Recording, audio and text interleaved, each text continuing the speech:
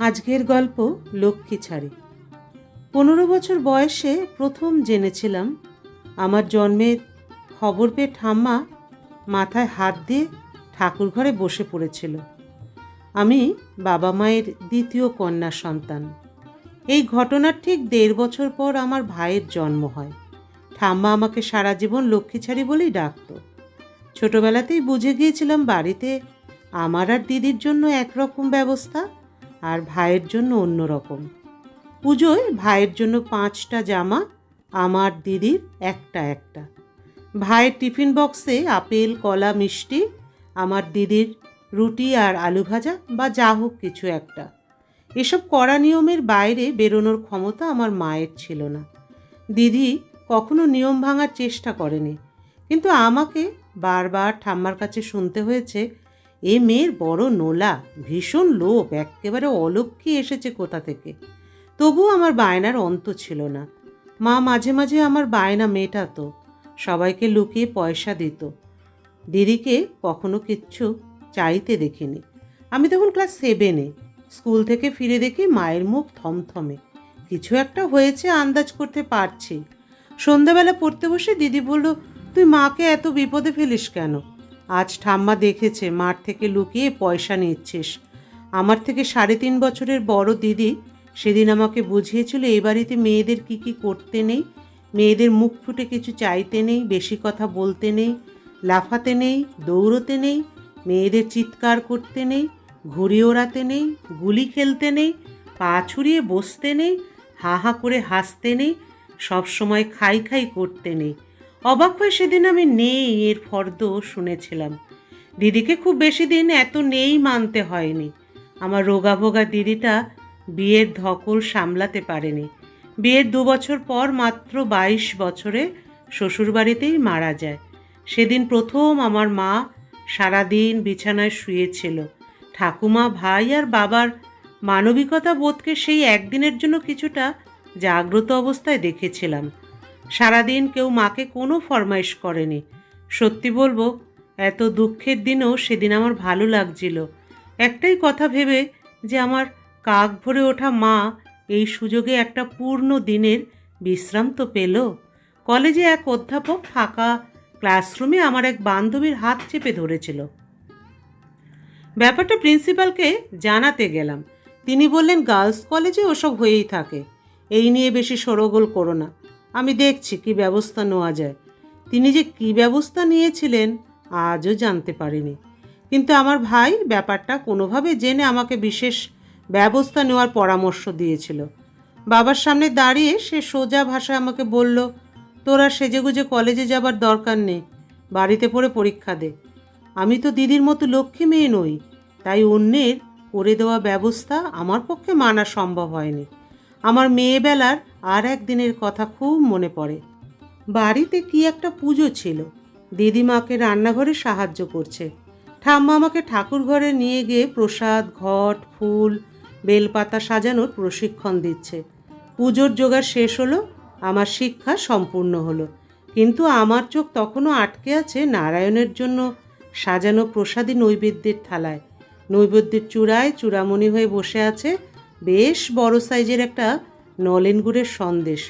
যথাসময়ে পুজো শেষ হলো, মা প্রসাদ ভাগ করার তোড়জোড় করছেন। হঠাৎ সব কিছু সরিয়ে সবাইকে অবাক করে দিয়ে আমি সেই মহার্ঘ সন্দেশ ছৌ মেরে তুলে নিয়ে মুখে পুরে দিলাম।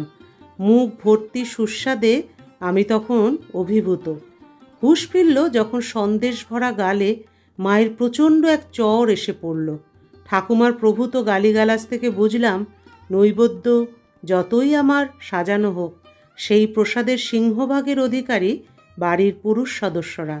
দুগালে মায়ের 5 আঙুলের দাগ নিয়ে কখন ঘুমিয়ে পড়েছে। অনেক রাতে মায়ের ছোঁয়ায় ঘুম ভাঙল। অভিমানে রাগে মুখ ফিরিয়ে শুয়ে রইলাম, কিন্তু আমার চুলে হাত বোলাতে বোলাতে মায়ের অসহায় কান্না কোনোদিন ভুলতে পারিনি। মরার সময় ছেলের হাতের জল না পেলে স্বর্গবাস হয় না, ঠাম্মার এই কথাটা বাবা মনে প্রাণে বিশ্বাস করত। ভাই ছিল আমার বাবার সেই স্বর্গবাসের ইনভেস্টমেন্ট। আমার ভাই বর্তমানে ব্যাঙ্গালোরে এক বহুজাতিক সংস্থায় কর্মরত এবং বিবাহিত। তার অবাঙালি পরিবারকে নিয়ে সেখানেই নিরাপদ জীবনযাপন করছে। এই শহরে খুব একটা আসার তার দরকার পড়ে না, এলেও অফিসের ভিআইপি গেস্ট হাউসে থাকে। দক্ষিণ খোলা বিশাল ফ্ল্যাটের অভ্যস্ত জীবন। এবারই স্যাঁতস্যাঁতে দেওয়ালে ওদের কষ্ট হয়। বাবা মারা গেছেন প্রায় 2 বছর হলো। প্রভিডেন্ট ফান্ডের 60% ছেলের কেরিয়ারে খরচ করেছেন। ইনভেস্টমেন্টের পুরোটাই যে জলে গেছে সেটা মৃত্যুর দিনও বিশ্বাস করতে পারেনি। ঠাকুমার প্রায় 84 চলছে, বৃদ্ধার আর ছেলের হাতের জল পাওয়া হলো না। আমার ছাত্র পড়ানো আর স্কুলে চাকরির টাকায় সংসারটা কোনো মতে দাঁড়িয়ে আছে। সেদিন সবে বাড়ির দরজায় পা রেখেছি, মা ছুটে এলো, তাড়াতাড়ি আয়, সকাল থেকে কিচ্ছু খাচ্ছে না, বারবার তোকে খুঁজছে। ঘরে ঢুকে বৃদ্ধার মাথার কাছে বসলাম।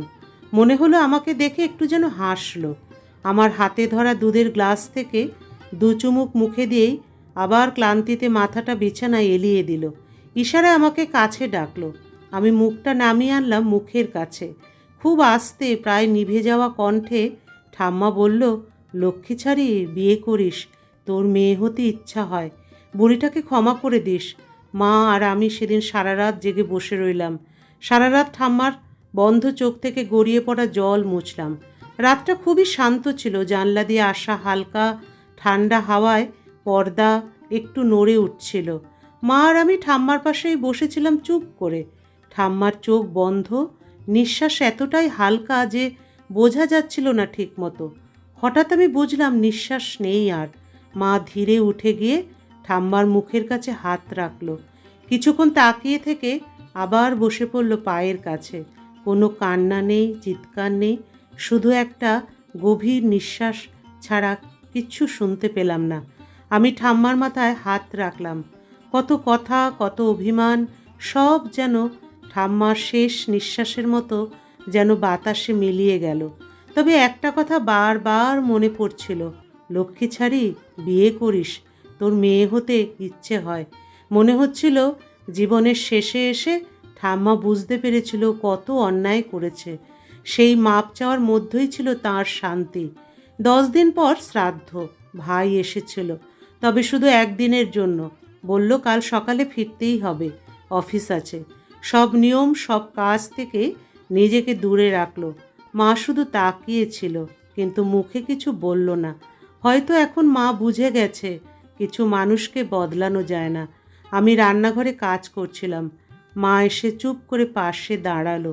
হালকা গলায় বলল, তুই এবার নিজের কথা ভাব, নিজের জন্য একটা জীবন খোঁজ। তোকে তোর দিদির মতো হারাতে চাই না। আমি কিছু বললাম না, শুধু জানলার বাইরে তাকিয়ে রইলাম। বিকেলের আলো ধীরে ধীরে মিলিয়ে যাচ্ছিল। পরে ঠাকুর ঘরে গিয়ে ঠাম্মার ছবিটার সামনে দাঁড়ালাম। ছবির মুখটা অনেক শান্ত লাগছিল। ধীরে ধীরে ছবির ধুলোটা মুছে দিলাম। মনে মনে বললাম, তুমি চাইলে আমার মেয়ে হয়েই এসো। এবার আমি তোমায় ভালোবাসা দিতে চাই, ঠিক যেমনটা আমি পেতে চেয়েছিলাম। কোনো দিন আমার যদি মেয়ে হয়, আমি ওকে সব কিছু করতে দেব, হাসতে, দৌড়াতে, খেলতে, খেতে, কারণ আমি জানি একটা মেয়ে নিজের মতো বাঁচলে তবেই সে লক্ষ্মী হয়। গল্পের সমাপ্তি এখানেই। আবার দেখা হবে পরবর্তী আরেকটি গল্পের সাথে।